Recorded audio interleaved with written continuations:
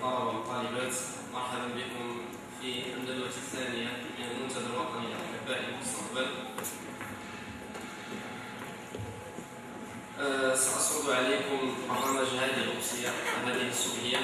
سنبتدئ إن شاء الله بالندوة في موضوع l'enseignement médical مع الأساتذة الأفاضل المسيرين الأستاذ إبراهيمي والأستاذ رمسي، ثم كذلك l'enseignement médical sur le plan international مع الأستاذة فريد بنو، ثم بعد ذلك l'expérience de la faculté de médecine et de pharmacie de Fès مع الأستاذ فريد حميد بن الطب الصيدلة في فاس سابقا.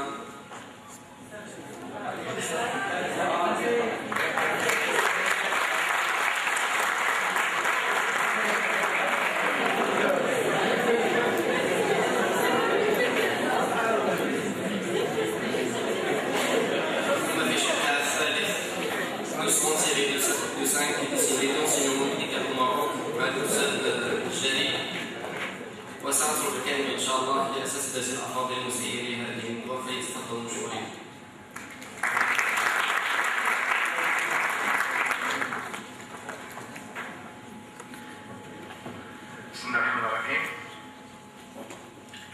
Je voudrais tout d'abord vous remercier pour l'invitation, pour l'invitation, et surtout féliciter les organisateurs pour l'organisation bien sûr de la 8e journée, mais surtout pour la thématique choisie, et celle de la formation médicale. Je pense que le débat qu'on a eu hier prouve que le choix était très pertinent, qu'il y a énormément de choses, d'aspects à discuter et à voir. Je voudrais, pour qu'on réussisse cette journée qui va être longue, il faudrait qu'on essaie un peu de s'organiser, de positiver et de, en quelque sorte, utiliser au maximum le temps que nous avons. On a l'impression que c'est une longue journée, mais vous allez voir que ça va être assez court parce que ça va défiler rapidement. Et donc, dans cet esprit, si vous remarquez hier, on n'a pas pu respecter le temps. Certes, il y avait beaucoup d'émotions, mais il faudrait qu'on essaye, le professeur Amati et moi-même, que ce soit avec les conférenciers ou les intervenants, on va de notre possible pour respecter scrupuleusement le temps. Alors, n'oublions pas que le sujet principal, c'est la formation médicale. C'est très important. S'il vous plaît, dans vos interventions, dans vos propositions, dans vos suggestions, gardez en tête pourquoi, parce qu'hier, oui, c'était intéressant d'écouter les différentes problématiques qu'on connaît par cœur, parce que nous sommes vos enseignants, on vit avec vous. On était étudiants, donc on connaît très bien les problématiques. Peut-être qu'il y avait avec nous Sabah Khéoui, certes il est conseiller de M. le ministre, et il est enseignant. Donc vos problèmes, on les connaît. On est hier, en vous écoutant, en discutant avec quelques enseignants. Je voulais prendre la parole, mais le temps ne me permettait pas, pour vous dire un peu les problèmes qu'il y a en tant qu'enseignant. Tiens, je suis lui qui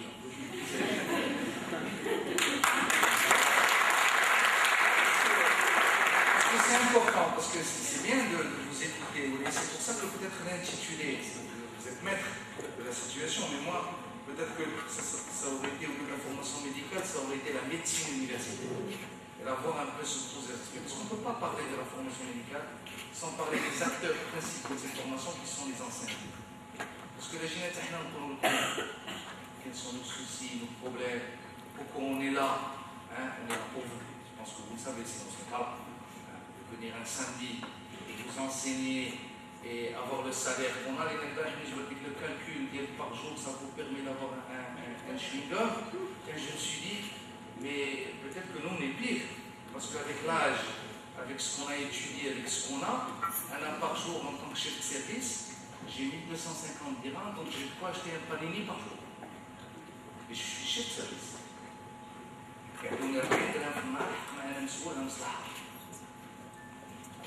Donc, tous les aspects, toutes les facettes. Donc, s'il faut revoir Là, il faut revoir toute la médecine universitaire, avec ses acteurs, les acteurs principaux, tout tourne autour de vous. Pour nier les enseignants qui jouent un rôle très important. Donc, même si on a la meilleure réforme des études médicales, que vous imaginez, avec les meilleures conditions, plus de problèmes de toilettes, plus de problèmes de salle de gare, plus de problèmes de ce que vous voulez, pour le chizoui, dans le meilleur des mondes, comme Candide. Ou les assatinés à clinique, parce qu'ils ont pas ce qu'il faut, parce qu'ils quittent, parce qu'ils ailleurs, parce que ça va se faire des longs, parce que. À quoi va aboutir cette réforme? À rien. Donc il faudrait qu'on prenne un peu tous ces aspects. Je et je vous propose que cette journée sorte avec des recommandations sur la formation médicale, pour les faire aboutir, pour les défendre. Bon. Deuxième chose, que vous sentiez, vous prenez conscience, et c'est pour ça que vous avez ces journées, c'est pour ça que vous êtes organisés, bravo. Et M. le doyen l'a dit hier, on aimerait bien que tous les étudiants soient organisés, parce qu'une organisation veut dire une force de proposition, veut dire en quelque sorte un pouvoir, un contrepoids. Donc on voudrait que vous sentiez que vous êtes le centre d'intérêt et que bientôt vous serez à notre place. Tanto que ele ficou dans la médecine, ou d'autres étudiants, donc finalement, il faudrait que vous preniez conscience de votre importance. Mais surtout, n'oubliez pas d'évaluer, de faire une évaluation de vos jeunes. Parce que si vous avez fait un joli formulaire, ce qu'il a été, c'est une très bonne initiative, il y a des petites questions que vous avez posées, c'était une très belle entrée en matière. Il faudra penser à évaluer vos journées. Est-ce que c'était pertinent? C'était pas pertinent? Ça a répondu, ça n'a pas répondu. Le timing, les différents aspects. Pourquoi? Pour que vous vous inscriviez dans une amélioration. Le but n'est pas de faire uniquement un forum. Donc il faut penser à l'évaluation et faire un suivi. Sans ça, ça va rester un épiphénomène. Donc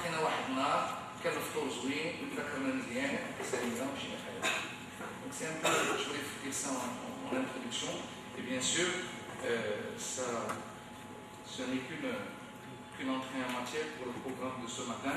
Et je passe la parole à mon ami et collègue professeur Marty pour en quelque sorte pour introduire la thématique de cette matière.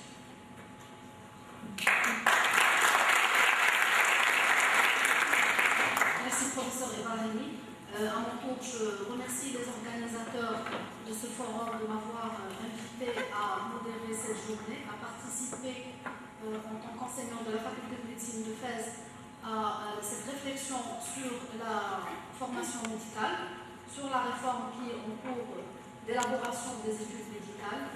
Et je peux vous assurer bien entendu de mon soutien et du soutien de tous les enseignants de la faculté de Fès en particulier et probablement également des autres facultés, à tout ce qui peut apporter du renouveau, un nouveau souffle, améliorer le niveau du médecin marocain, parce que vous êtes les médecins marocains du futur. Nous avons exercé, nous avons également été étudiants, nous avons été internes, nous sommes enseignants, mais c'est vous qui allez porter le flambeau après vous. Beaucoup d'enseignants ici présents ont milité pour en particulier que cette faculté soit ce qu'elle est aujourd'hui. Ça, nous allons le voir également dans les présentations qui vont venir.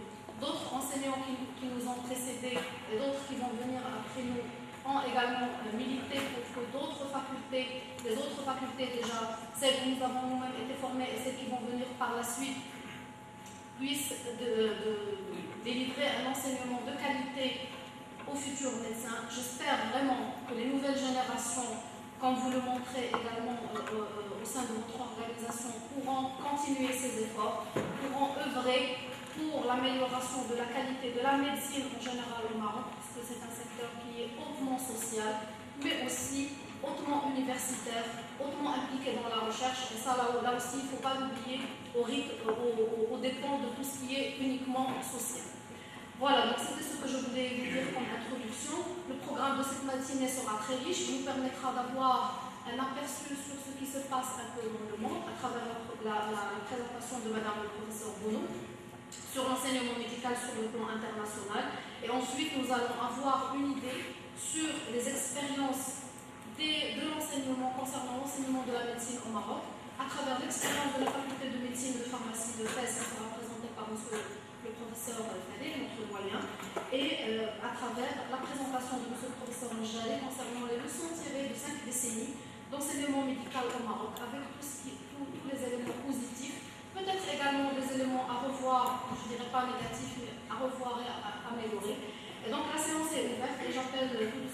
le professeur Bruno, qui est enseignante au sein de la faculté de médecine et de thèse, enseignante de médecine interne, chef de service de médecine interne au niveau du CHU, à nous faire donc sa conférence concernant l'enseignement médical sur le plan international.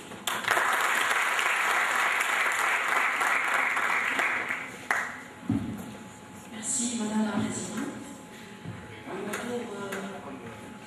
À mon tour, je remercie les organisateurs de m'avoir donné l'occasion aujourd'hui de parler avec les étudiants, et j'ai toujours le plaisir de parler aux étudiants de médecine, qui représentent pour moi une catégorie d'étudiants à part, parce que vous représentez l'élite de cette nation et vous avez le meilleur métier du monde, on va dire ça comme ça.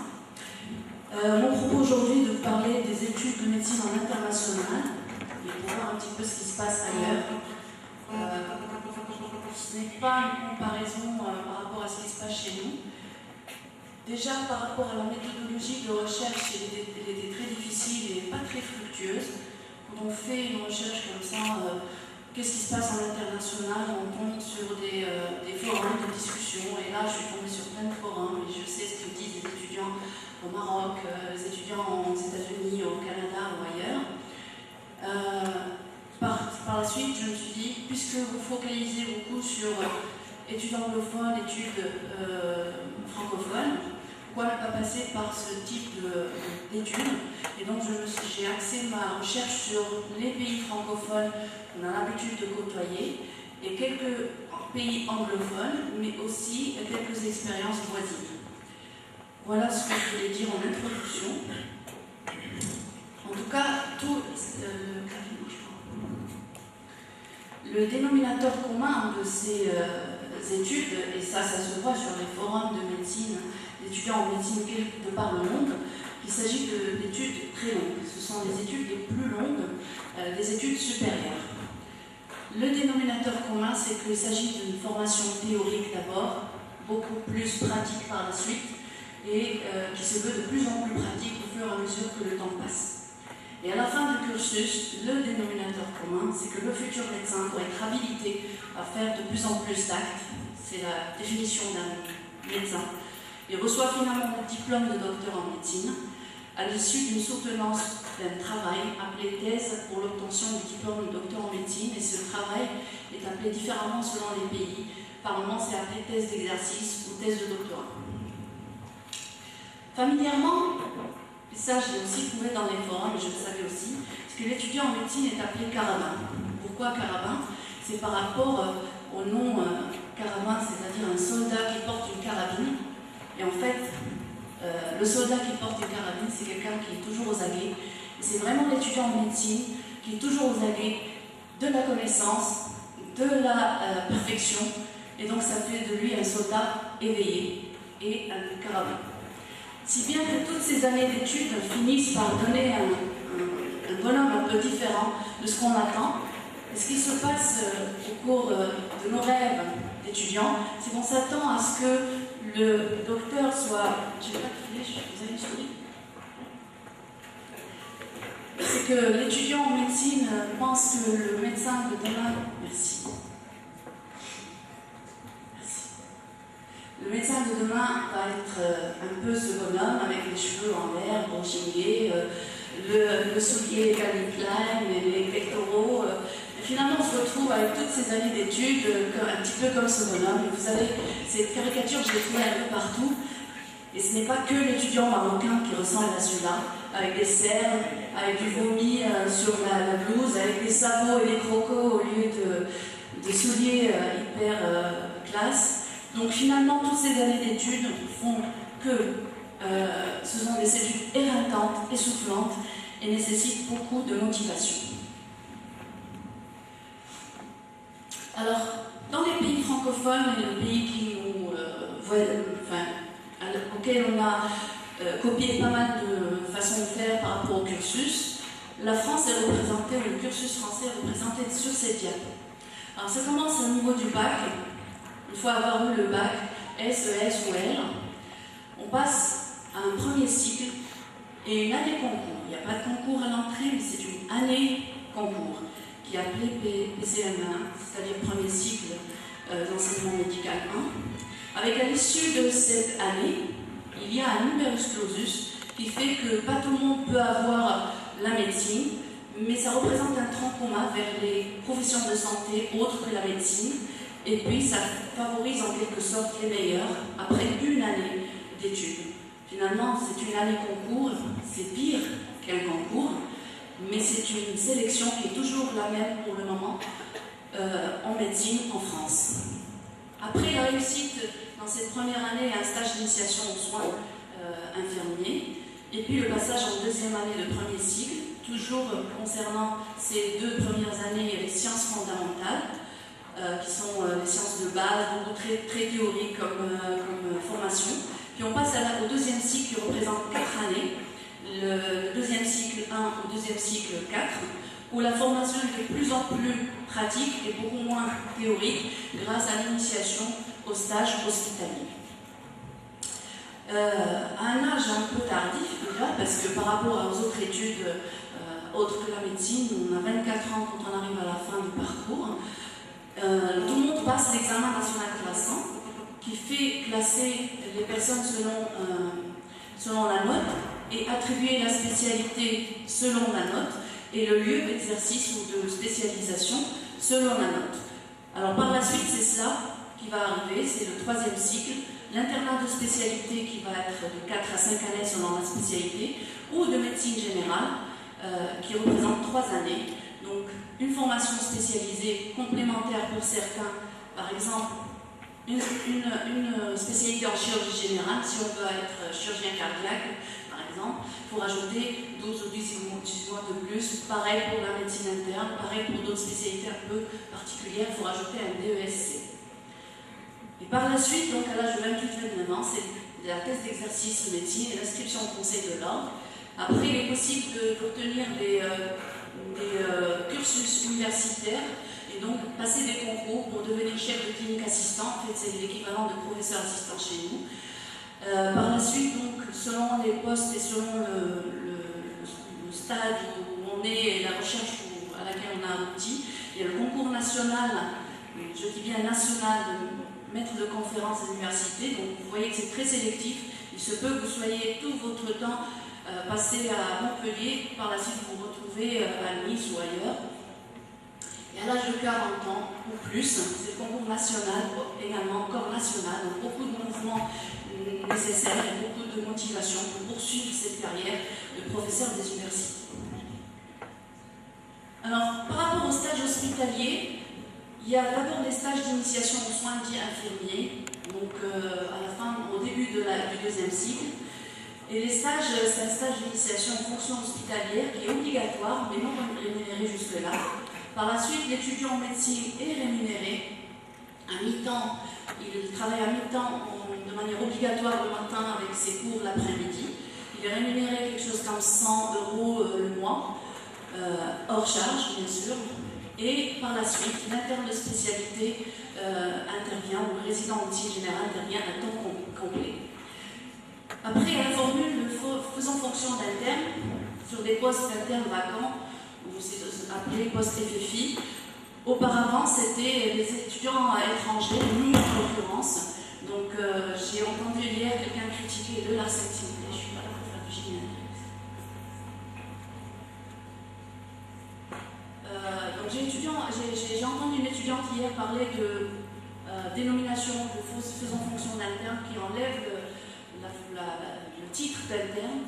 Donc, rassurez-vous, les résidents en médecine interne ou en cardiologie ou en chirurgie, en 3e année, quand ils allaient faire des stages en France, ils étaient appelés faisant fonction d'interne pour pouvoir être rémunérés. Par la suite, tout ça a changé après la rentrée de 2010, où cette possibilité d'attestation approfondie ou d'attestation de formation spécialisée ont été enlevées, donc le poste de faisant fonction d'interne a été remplacé par le diplôme de formation médicale spécialisée ou le diplôme de formation médicale spécialisée approfondie. Et ce sont des formations, on va dire, complémentaires, mais qui ne permettent pas d'exercer à elles seules de spécialité, ni dans le pays d'accueil, la France, ni dans le pays d'origine. Alors, qu'est-ce qui se passe en Belgique? C'est un peu La même chose par rapport à la longueur, c'est 7 ans entre le premier et le deuxième cycle, c'est juste que c'est appelé différemment. Le premier cycle appelé bachelor's. Alors, depuis quelque temps, le numerus clausus a été aussi appliqué en Belgique à la fin de la première année, et donc il n'est plus possible de faire médecine que si on a fait la PM. Le deuxième cycle appelé master, avec les cours et les stages hospitaliers, et par la suite il y a le choix direct après les 7 ans, donc entre la médecine générale, et donc passer 2 ans de plus, et la spécialisation entre 2 ans et 7 ans, et 6 ans. Et donc les étudiants ou les médecins en cours de spécialisation sont appelés internes, et l'interne c'est médecin, assistant, clinicien, candidat, spécialiste. C'est appelé comme ça en Belgique. Alors qu'est-ce qui se passe dans les pays anglophones? En Angleterre, c'est beaucoup plus dur et c'est payant. C'est une faculté, ce sont des facultés publiques payantes. Et je peux vous dire que ça coûte très cher déjà d'habiter à Londres ou de se nourrir à Londres. Encore, si on veut faire des études de médecine, il faut être riche. Il faut être riche, mais il faut être aussi doué. Parce que l'admission en medical school, ils appellent comme ça leur faculté, ça se fait d'abord sur le dossier après le bac, mais il y a un test clinique d'aptitude qui est un test sur ordinateur. C'est-à-dire, sur place, vous avez la réponse de l'ordinateur, vous avez profil pour faire médecine, vous n'avez pas de profil pour faire médecine, après vous sortez, il n'y a personne qui vous dit oui ou non. Donc c'est un test sur l'ordinateur, et si vous n'êtes pas admis, vous ne pouvez plus vous représenter. Ça dure 10 ans, le cursus est comme suit. D'abord un medical degree qui dure 5 ans. C'est un premier cycle en fait incluant les sciences médicales de base, les questions cliniques pratiques. Ils cherchent surtout à développer les attitudes et les comportements appropriés à la profession médicale, ainsi que les compétences de l'apprentissage autonome. Donc c'est très important dans cette partie parce qu'ils ont beaucoup de monde. Leur médecine est très particulière parce qu'elle subit des crises, on va dire, économiques également. Et la rationalisation passe aussi par l'apprentissage autonome. Par la suite, après les 5 années, il y a 2 types de formations par la suite de 1 an chacune. C'est la Foundation Year 1, le F1. C'est une inscription qui n'est que provisoire l'équivalent du Conseil de l'Ordre. Donc après cette année, donc ça s'appuie sur le principe des connaissances et des compétences, du développement des connaissances et des compétences acquises lors de la formation du premier cycle. Puis par la suite, quand on aura réussi à cette année, c'est l'enregistrement complet au Conseil de l'Ordre, le General Medical Council, et le passage en Foundation Year 2, qui est une année de formation continue à la formation générale en médecine, que ce soit la spécialité ou la médecine générale. Alors leur évaluation passe par la réussite dans les compétences et pas dans les matières. Les compétences sont d'abord axées sur la gestion, savoir et maîtriser la connaissance de la gestion des patients gravement malades, le travail en équipe et les compétences de communication. Les spécialités au stage de médecine générale durent 3 à 8 ans, après lesquels on devient médecin senior, puis après, par la suite, si on veut s'inscrire dans quelque chose comme l'enseignement ou la recherche, on fait une formation postdoctorale supervisée et le développement continu professionnel s'inscrit pour pouvoir continuer à être inscrit dans le registre des GP. Dans les pays anglophones, mais aussi francophones, donc de leur partie québécoise, il y a le Canada. Les études en médecine sont différentes selon les provinces, et dans la province francophone, donc comme le Québec, la durée moyenne des études est de 10 à 12 ans. Vous voyez que c'est toujours assez long. L'admission, c'est sur les diplômes d'études collégiales en sciences de la santé, donc il faut avoir un diplôme collégial avec une très haute note, la très haute cote R, donc les statisticiens le savent, donc c'est vraiment une moyenne cumulative qui est très haute. Ou alors après une formation universitaire, de bac, de maîtrise ou de doctorat, complète ou partielle dans des domaines connexes à la médecine.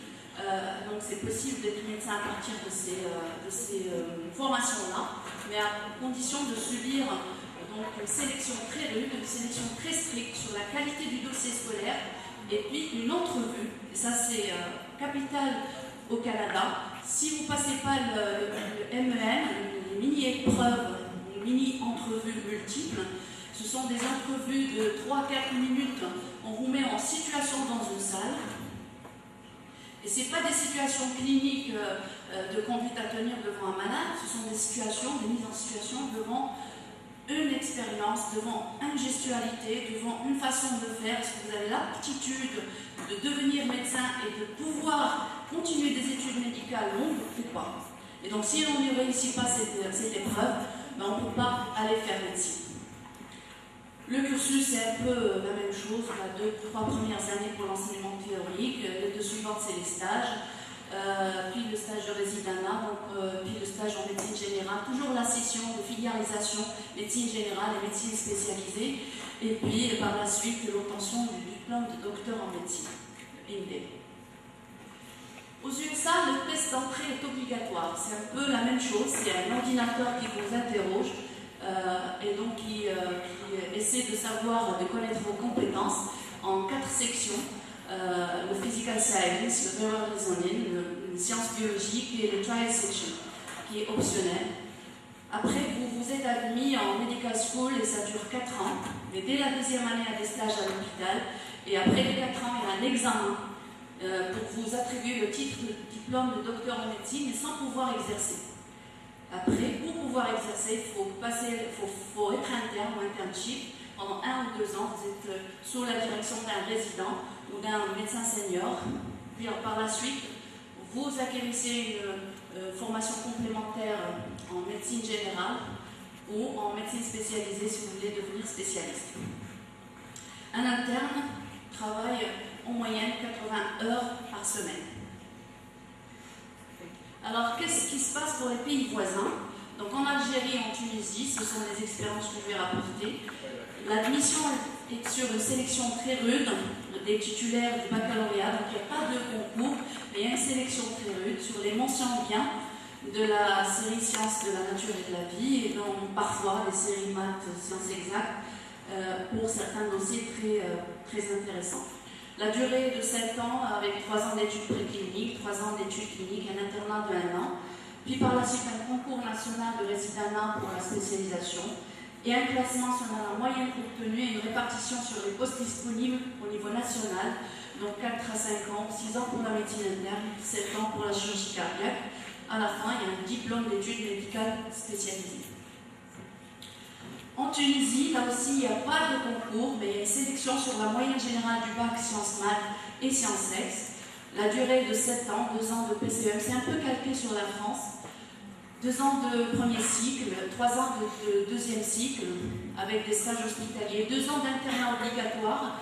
Donc l'internat est obligatoire pour tout le monde, avec des stages de 4 mois, donc 6 stages de 4 mois, pour l'obtention du doctorat d'État en médecine générale. Et si on veut se spécialiser, c'est par la suite où on passe le concours national de résidanat. Il y a à peu près 60% de réussite pour ce concours. Il y a un classement selon les moyennes et une répartition sur les postes disponibles en fonction du classement, avec à l'issue un diplôme d'études médicales spécialisées. Alors, quelles sont les expériences un peu plus éloignées, mais dans nos confrères, il y a beaucoup d'étudiants qui partent au Sénégal et en Roumanie. Donc je vais décrire ces 2 expériences. Alors sachez déjà que le Sénégal a commencé ses études médicales, leur faculté bien avant le Maroc, déjà en 1955, la première faculté au Sénégal. Il était sous le colonialisme français, donc ça a été un peu calqué sur la France, et c'est toujours le cas au jour d'aujourd'hui. Les études au Sénégal sont calquées sur la France, et le bac et la façon d'être admis avec une moyenne minimale de 12 sur 20 et un âge inférieur à 20, avec un cursus qui est identique à la France, le premier cycle 2 ans, le deuxième cycle 4 ans, et le troisième cycle avec un enseignement théorique et une formation pratique, puis une soutenance de mémoire. Et c'est un diplôme qui est reconnu par la France parce que c'est toujours calqué et ça n'a pas changé. La Roumanie, beaucoup d'étudiants vont en Roumanie. C'est un pays de l'Est. C'est un pays de l'Est où les études médicales sont payantes. Il faut payer en moyenne 5 000 € par an. Donc pour avoir l'accès à ces facultés, il faut passer un concours et un examen national en fin de 6e année, ou alors un examen national en fin de 6e année. La durée des études est de 6 ans. Ils ont le système licence, master, doctorat, mais aussi le système ECTS. C'est quoi? C'est le système ECTS, European Credit Transfer System. C'est une accumulation de points en fonction de la réussite dans les modules. Donc vous voulez